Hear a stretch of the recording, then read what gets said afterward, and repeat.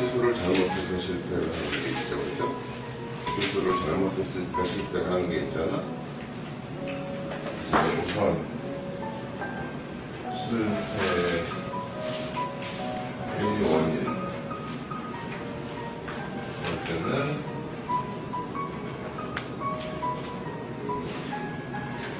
잘못된 시술을 했다.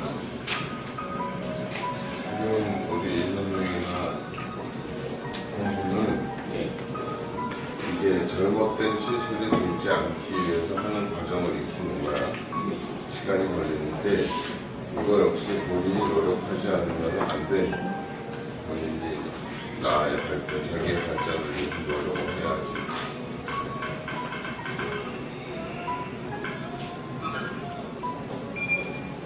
그리고 또 하나는 또 실패하는 원인이 또 하나가 있다면 뭐가 있을까?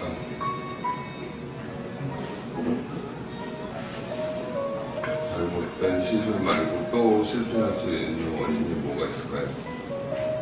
장준경 실장님. 네, 관리소. 맞았어요. 맞았어요.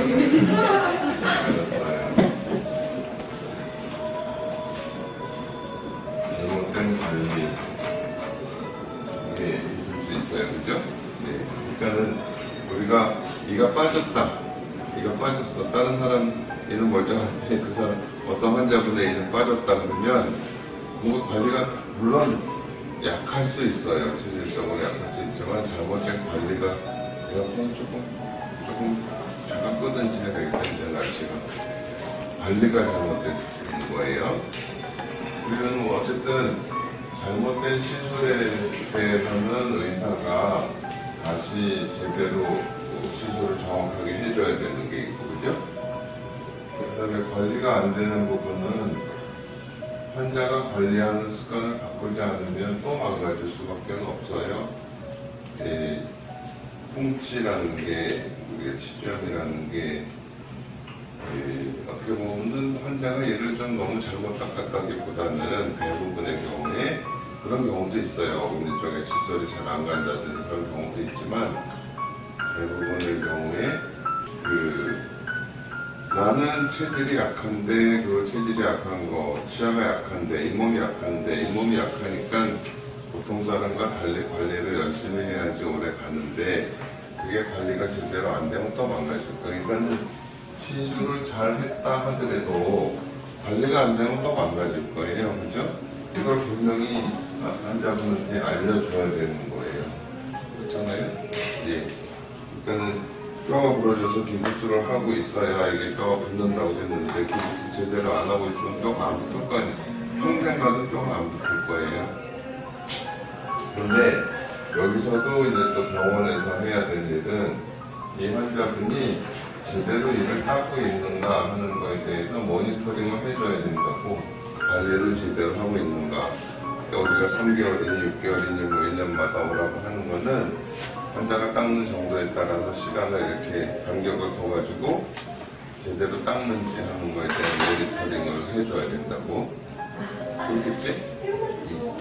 이거 그냥 당신이 잘못 닦았어요. 끝낼 게 아니라 이것까지 해주기 위해서 정기적인 리콜책을 하고 자꾸 얘기를 해주고 그렇게 해줘야 되겠다.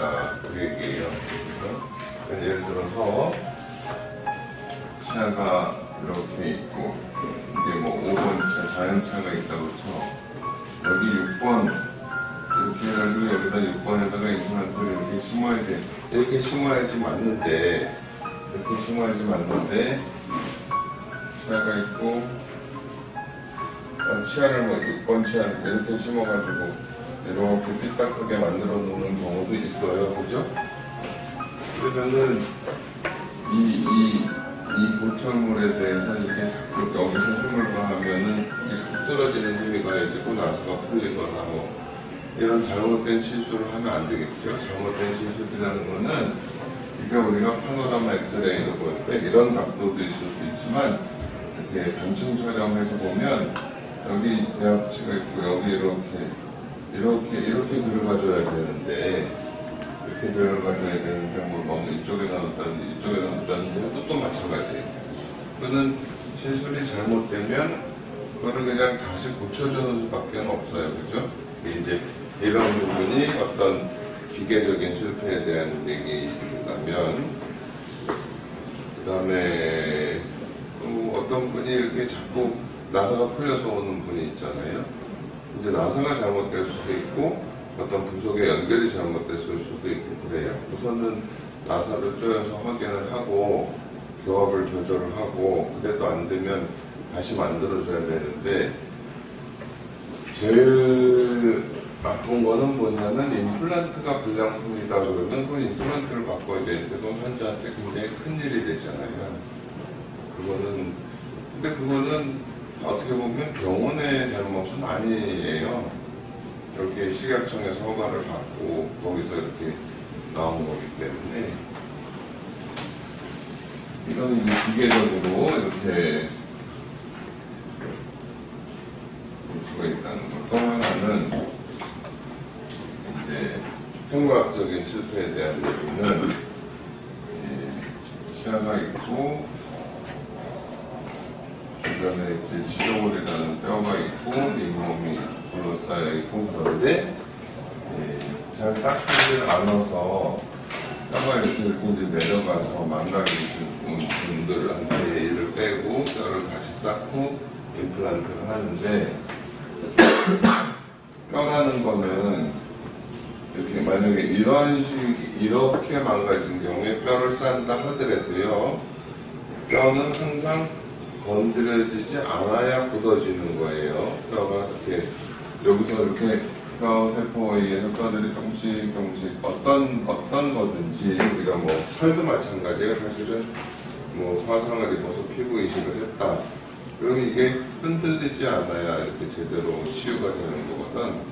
근데 여기 음식이 자꾸 눌리고 어쩌고 하면, 요즘에 조금 뭐가 잘못, 환상 같은 생각을 할 수가 있어요. 그냥 내가 병원에 가서 시술을 받으면 나는 아무런 주의를 안 해도 그냥 이게 저절로 나아야 된다라고 생각할 수 있는데, 그렇지 않아요. 그렇지 않아요. 낫고 나면 뭐 어떤 분은 이렇게 뭐라 그럴까, 재활치료라는 걸 열심히 본인이 해야 되는 경우도 있고, 그렇지. 저절로 다 되는 게 아니고 내가 해야 될, 환자가 해야 될 몫이라는 게 꼭 있고, 그걸 알려주고 그게 되도록 계속 체크를 해주고 그렇게 해야 된다는 거예요. 이런 경우도 마찬가지예요. 이렇게 설사 이렇게 뼈가 망가지면 우리가 여기다가 뼈를 쌓아놓으면 비교적 뼈가 잘 되지만, 이런 데 눌린 데는 절대로 뼈가 될 수가 없어요. 그러니 뭐 이렇게 똑같은 양이라고 할지라도, 이거나 양이 똑같다 할지라도 이 세포들이 작용해야 되는 거리도 멀고 여기서 건드려지는 양도 많고 하면, 이게 제대로 거의 한 이 정도 되면 나머지 다 망가지고 그럴 건데, 이거를 환자가 주의를 해주지 않으면 몇 번을 해도 계속 망가질 수밖에 없다. 그렇게 해서, 그러니 보통은 이제 어렵다 안 된다 해가지고 이렇게 뼈를 쌓는 경우는 더 말할 것도 없을 거예요. 그지? 최대한 우리가 플리를 이렇게 얹혀놓고, 플리도 가급적 움직이지 않게 경우에 따라서 이렇게 임시 임플란트라는 거를 꽂아가지고 플리가 흔들리지 않게 해주는 경우도 있잖아요. 플리를 덮어놓는다는 거는 이 뼈 쌓아놓은 게 흔들리지 않고 그대로 있어주라고 하는 건데, 식사를 하다거나 뭐 하다가 이게 자꾸 건드려주고 하면 이게 뼈가 이제 굳을 수가 없으니까, 경우에 따라서는 이렇게 돼가지고 여기다가 임시 임플란트 같은 걸 넣어서 플리가 조금이라도 덜 움직이게. 그리고 가끔 여러분이 이제 우리가 보호 플리를 해주는 경우에 플리를 수정을 한다든지 체크를 하려고 할 때 플리 안 갖고 왔다, 이거는 24시간 낀다고 볼 수가 없는 거잖아.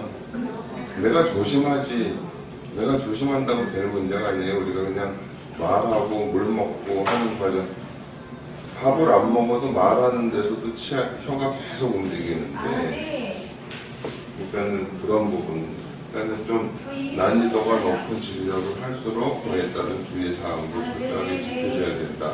모두 다 지킬래요?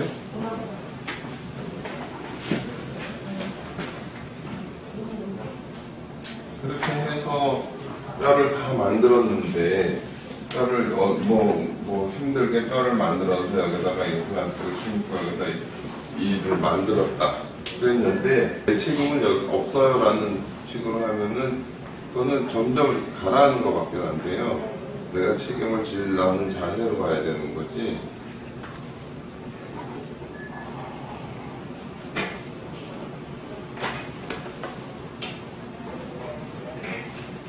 이제 지금 잘못된 시술과 잘못된 관리에 대한 얘기를 좀 했고, 심리적인 거를 좀 얘기를 하면 여기 봐요.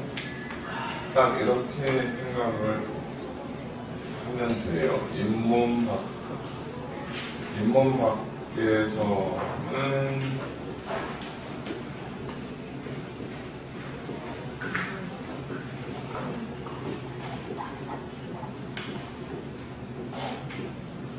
자연스레 똑같이 보이게 만들겠다 그런 생각으로 하는 거야. 알겠어? 지금 이게 예를 들면 치아가 쾌나인 같은 치아는요 좀 안으로 이렇게 많이 이렇게 콩고니를 보면요 콩고니는 다 좀 안으로 이렇게 들어와 있어요. 이렇게 이게 아마 물어뜯기 좋게 하려고 그렇게 됐는지 모르겠지만, 그런데 지금 주공실에서 자꾸 그런 문제가 나와서 이게 그럴까? 보통 임플란트를 조금 이렇게 안쪽에 심어줘야 된다고 그랬잖아요. 그리고 여기다가 뼈를 이렇게 잘 녹지 않는 뼈를 만들어 놔야 이가 빠지고 나서 이 얇은 뼈가 없어져서 잇몸이 내려가는 거를 이 뼈가 막아줄 수 있다 이렇게 얘기를 했잖아.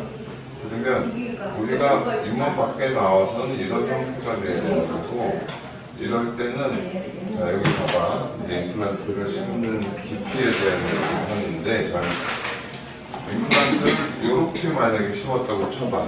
이렇게 만약에 심었다고 쳐봐. 그러면 이를 만들 때 이렇게 만들어야 되잖아. 그지? 그러면 여기에 뭐 찌꺼기가 쌓인다든지 그런 문제가 또 있을 수 있잖아요. 잇몸을.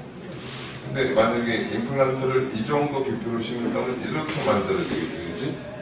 이렇게 만들어야니까 이런 거를 이머전스 프로파일이라고 얘기를 한다고 그랬어. 그러니까는 잇몸이 여기 있으면 여기서부터는 자연스러운 치아의 형태가 돼야 되니까 여기서부터는 이렇게 만들어줘야 된다고요. 알겠어요? 근데 그러려면 임플란트가 너무 깊으면 또 어떻게 될까? 그러면 여기로 찌꺼기가 쌓이는 게 깎이지 않는 구조가 될 거 아니야. 그러니까는 보통 요 치아보다 한 2, 3mm 위 깊이에다 심으라고 그렇게 얘기를 해요. 이런 거를 만들 거를 고려를 해서 잇몸 바깥으로 나오면 무조건 자연치아랑 똑같이 한다. 최대한이지, 물론 뭐 불가능할 수도 있지만 그렇게 생각을 해야 되는데, 심리학적인 실패를 생각을 하려면 도대체 심리라는 뼈는 하나를 얘기하면 잇몸 밖에서 나와서는 자연치아 똑같이 만든다라는 생각을 하면, 여기 봐요. 심리 어떻게 해야 모양이 예쁜 건가 하는 거를 알아야 뭐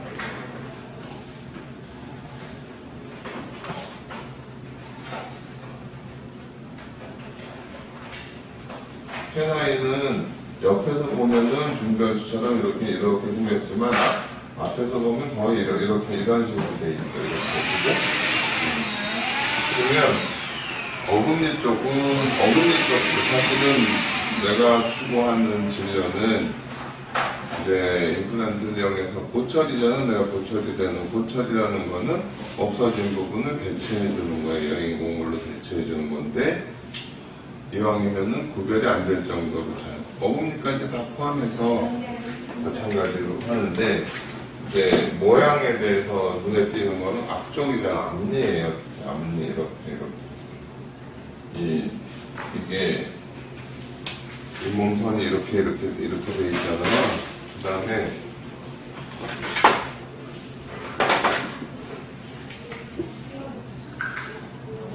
전체적으로 그 다음에 스마일 라인이라는 게 약간 이런 식으로 형성이 돼야 되는 거고, 그 전에 제일 중요한 게 뭐라고 그랬어요? 여기 중심선이 맞아야 돼, 그치? 그 다음에 이 두 눈동자선하고, 중심선하고 두 눈동자선하고 그 옆면하고 맞추고, 기준선에 대해서 잘 맞춰야 된다. 그래서 이제 중심선, 미들라인이죠. 그 다음에 동공간선, 그 다음에 뭐 대학평면 캠퍼스 라인이라고 그냥 쓰죠. 이 세 가지를 구별을 하고, 그렇잖아? 이런 어떤 큰 기준선에 맞춰서 만들고, 그 다음에 요거 하나하나의 배치라든지 요 치아와 요 치아의 뭐 크기 비율이라든지 뭐 높이는 어떻게 돼야 되고, 뭐 측정치는 약간 중절치보다는 살짝 올라가 있는 거고, 책을 자꾸 보고 적용하고. 그 다음에 이거는 어려운 게 뭐냐면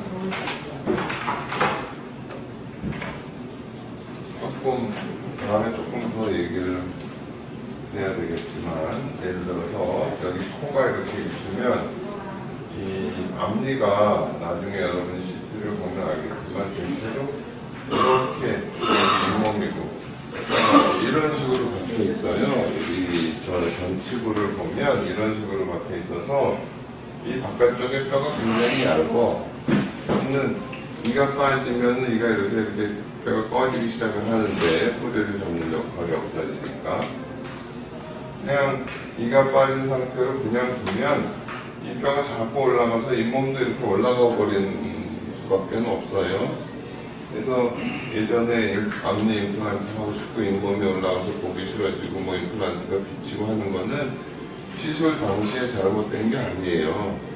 그 이후에 발생하는 어떤 뼈의 변화, 그에 따른 잇몸의 변화 때문에 그렇게 되는 거거든.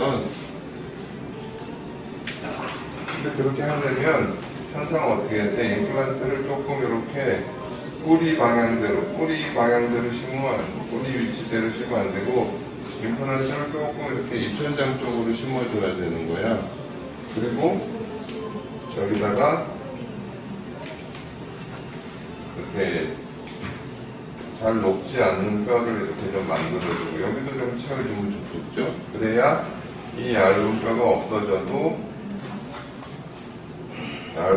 없어진다 하더라도 이 부분에서 이렇게 잇몸 높이가 유지되고, 그러니까는 치아는 조금 이렇게 될 수밖에 없어. 이렇게 만들어줘야 돼. 전치는 알겠어? 페라인도 여기 잇몸이 이렇게 잡혀 있으면 이렇게 나올 수밖에 없다고. 그리고 가끔 이 부분도 약간 두껍게 해줘야 돼. 여기가 너무 얇으면 다 부러져요. 알겠습니까? 지난번에 뭐 템퍼를 깨지고 좀 여기 뭐 어쩔 수 없어요. 이런 부분을 유지하려면 조금 안쪽에 심어줘야 되고, 거기서 이렇게 만들다 보면 여기가 너무 얇아지면 안 되거든. 그러니까 설명을 할 때 이 부분이 약간 돌출될 수 있다고 꼭 얘기를 하잖아. 이렇게 이 부분은 조금 보강을 해주는 수밖에 없죠. 경우에 따라서는 조금 높이 만들어가지고 이렇게 해줘야 될 수도 있을 거예요. 심미라는 건 결국 보이는 쪽을 생각하지 뒤쪽까지는 뭐 어떻게 할 수가 없는 경우가 있으니까. 근데 봐봐요. 여기는 치아가 이렇게 있고, 잇몸이 건강하다면 그 치아를 잡아주는 치정골에 뼈가 이렇게 돼 있거든. 그래서 잇몸도 이렇게 돼 있을 수 있어요. 근데 이가 만약에 빠졌어, 여기 이가 없어. 그러면 여기 이렇게 뿌리가 있으면 여기서는 뼈가 이렇게 안 돼요. 이렇게. 이 부분이 이렇게 이런 뼈가 생길 수가 없어요. 이런 뼈가 생길 수가 없어. 그러니까는 어쩔 수 없이 이건 한계가 있으니까 이 치아를 살짝 이렇게 통통하게 해서 조금 덜 보이게 하기도 하고, 그 다음에 이 바깥쪽에 뼈, 이게 살아 있어야 되기 때문에 뼈를 다시 만들어줘야 되고, 뼈도 만들고, 어떤 잇몸의 형태도 잇몸의 형태도 자연스럽게 해주고, 그 다음에 치아 형태도 잘, 그러니까는 이건 굉장히 어려운 거야. 앞니 임플란트는 뼈도 잘 다룰 수 있어야 되고, 우리가 잇몸도 자연스러운 형태의 잇몸이 갖도록 해줘야 되고, 그 다음에 어떤 치아도 우리가 예전에 임플란트가 나오기 전에 기공사, 지금도 마찬가지지만 기공사들이 그거 하는데, 세라믹을 얼마나 이쁘게 만드냐, 뭐 그거 갖고 맨날 세미나 쫓아다니고 하잖아, 그치? 그 전에 형태에 대한 걸 우선 알아야 되는 거고, 그 다음에 세라믹이 자연치하고 구별 안 되게 구워질 수 있을 정도. 예전에 임플란트가 나오기 전에 가장 어렵다고 생각하는, 그러니까는 이 전 세계에서 가장 잘 만드는 기공사도 이게 자연치고 이게 인공치라면 똑같이 만드는 건 불가능해요. 뭐 유명한 기공사들이 와서 자기 케이스 자랑하고 보여줄 때도 이렇게 만들어 놓은 거 내가 한 번도 못 봤어요. 전부 다 두 개를 같이 씌우든지 이런 식으로 만들어 대칭이 돼야 되니까. 근데 임플란트를 하면은 야 이건 참 공부할 만하다 하는 게 뭐냐면 이 위에 뼈에 대해서도 만들 수 있어야 되고, 그 다음에 여기 잇몸도 내가 모양을 잡아줘야 되고, 그리고 나서 이걸 해야 되는 건가. 그러니까 훨씬 더 수준이 높은 진료를 해야 되는 거예요.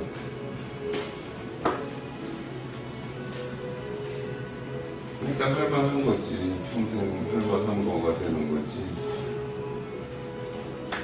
그리고 뭘 익히고 싶으면, 그러니까 잘하고 특전사가 되고 싶으면 특전사 훈련을 받아야 되겠지. 되기 싫으면 그만이고, 내가 되고 싶다 그러면 그렇게 해야 되잖아. 나 자신을 내가 훈련을 시켜야 되는 거잖아요. 그렇잖아?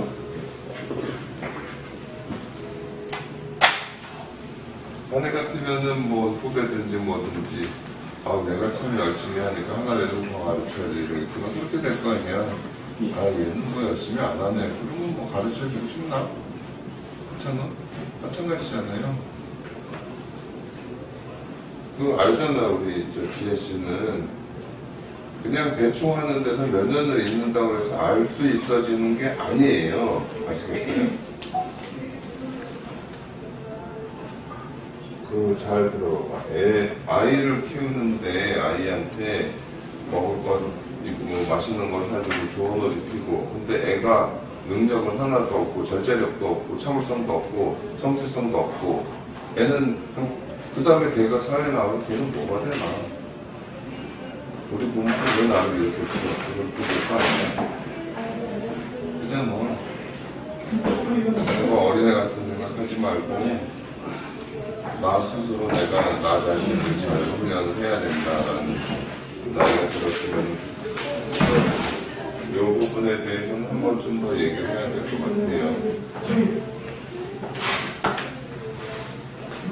이거는 시술도 잘 해야 되고, 그 다음에 이런 건강한 잇몸이 유지가 되려면 환자도 시술도 잘해야 되고 환자가 관리도 잘해야 되고 그래야 유지되는 거예요.